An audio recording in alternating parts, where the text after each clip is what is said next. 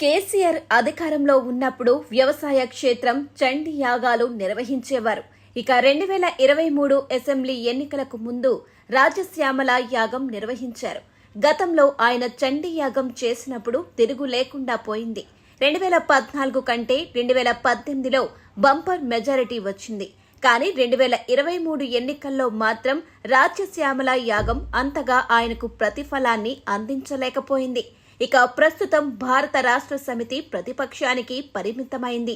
2024లో జరిగిన పార్లమెంట్ ఎన్నికల్లో భారత రాష్ట్ర సమితి ఒక్క సీటు కూడా దక్కించుకోలేకపోయింది.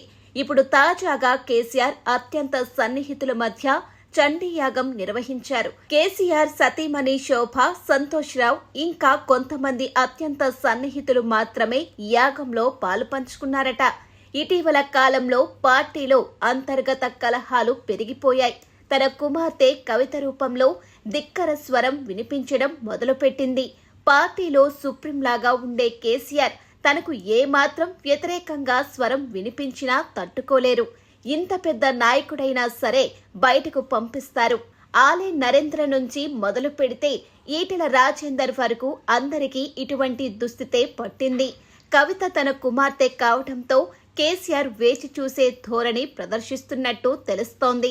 ఇంకా ఇటీవల కాళేశ్వరం ఎత్తిపోతల పథకానికి సంబంధించి చోటు చేసుకున్న అవకతవకలపై రాష్ట్ర ప్రభుత్వం నియమించిన ఘోష్ కమిటీ తన నివేదిక వెల్లడించింది. ఆ నివేదిక కొన్ని మీడియా సంస్థలకు ముందే లీక్ కావడంతో నాడు ఆ ఎత్తిపోతల పథకంలో ఏం జరిగిందనేది బయటకు తెలిసింది. అటు కవిత వ్యవహారం, ఇటు గొప్పగా చెప్పుకున్న ఎత్తిపోతల పథకంలో చోటు చేసుకున్న అవకతవకలు, స్థానిక ఎన్నికల నేపథ్యంలో కేసీఆర్ కీలక నిర్ణయం తీసుకున్నారు. తన వ్యవసాయ క్షేత్రంలో భారత రాష్ట్ర సమితి అధినేత కేసీఆర్ చండీ యాగం చేయాలని నిర్ణయించుకున్నట్టు తెలుస్తోంది. గతంలో కేసీఆర్ యాగం చేసినప్పుడు భారీ హంగామా ఉండేది. పార్టీ ఎమ్మెల్యేలకు, ఎంపీలకు, మంత్రులకు అక్కడ ప్రవేశం ఉండేది.